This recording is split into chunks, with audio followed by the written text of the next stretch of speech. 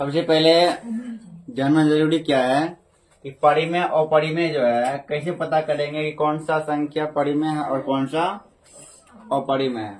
उसके बाद उसका जो है एलसीएम एचसीएफ निकालना है और यूक्लिड विभाजन परिमेय का द्वारा जो है उसका एचसीएफ एलसीएम निकालना सीखेंगे। आवाज गुणनखंड द्वारा एचसीएफ एलसीएम निकालना सीखेंगे। ठीक है। और यहाँ पे रेक्टिंग है 3.4 रेक्टिंग पी बाई क्यू के रूप में इसको बदलना सीखेंगे। उसके बाद सहआवाज क्या होता है, शांत और सठन आवृत्ति क्या होता है, इसके बारे में जानो। तो पहले हम देखेंगे किसके बारे में, परिमेय और अपरिमेय। तो अगर दे देंगे पाई क्या परिमेय है को अपरिमेय है, पाई क्या है बताओ।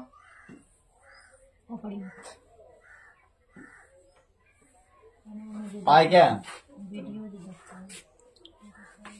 पाई क्या है अपरिमेय है। इसका मान कितना होता है 22/7।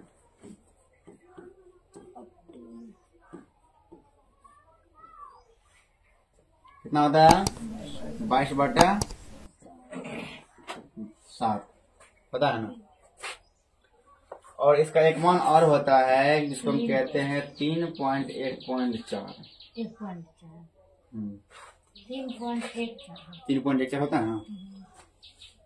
ये एक मान ये होता है, दूसरा मान ये। लेकिन एक चीज याद रखना है कि पाई का आज तक कोई भी वास्तविक मान निकाल नहीं पाया है। आर्यभट्ट इतने विद्वान थे वो भी नहीं निकाल पाए पाई का मान। निकालते गणितज्ञ तक मार दिया लेकिन पाई का मान नहीं निकाल पाया। शॉर्ट में उसको मान लिया कि 3.4 दे देना है 3.14 ठीक ना। शॉर्ट में कितना 3.14 ऐसा मान लिया है। इसका निकलते रहेगा। पहला है अपरिमेय, हम कैसे मानेंगे पता करेंगे परिमेय है या अपरिमेय है, इस तरह से याद रखना है। ठीक है। उसके बाद जिस संख्या का वर्गमूल अगर पूरा निकल जाता है उस रूट के अंदर रहता है ना, मतलब रूट 2 है, ये अपरिमेय परिमेय है, अपरिमेय हुआ 2/4 क्या परिमेय है या अपरिमेय है, परिमेय है।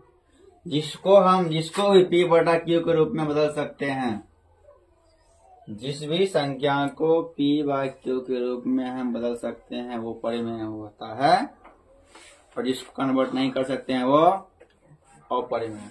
बताओ 5/9 क्या है, रूट 2/3 क्या है, हाँ अपरिमेय है ना। रूट 5 क्या है, रूट 3 क्या है, रूट 4 क्या है परिमेय, क्योंकि इससे हम निकाल सकते हैं। तो परिमेय और परिमेय हम समझ में आ गया। तो अब देखेंगे क्या एचसीएफ। अगर हम एचसीएफ निकालते हैं, एचसीएफ और एलसीएम, कोई संख्या है, सपोज करो कि यहाँ 16 है और 24 है,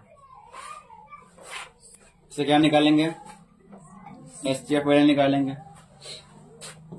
एचसीएफ निकालना है और एलसीएम दोनों निकालना है। क्या निकालना है एचसीएफ और एलसीएम। जनरली हम क्या करते हैं कि अगर 16 में 24 में एचसीएफ करते हैं तो ऐसे भी कर सकते हैं ना। इसका एचसीएफ कितना हुआ, एचसीएफ इक्वल टू कितना आ गया, हाँ 8।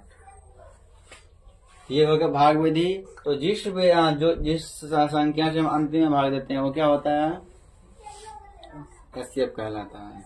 ये भाग विधि से निकाल सकते हैं इसको। एलसीएम होता है, एलसीएम भी भाग विधि से निकलता है। एलसीएम कैसे निकालेंगे, तो एलसीएम 16 और 24 का एलसीएम ये भाग विधि से निकला है ना। भाग विधि सबको आता है ना। 4 दूना 8 दूना 16, 3 इसका 12 होना चाहिए ना।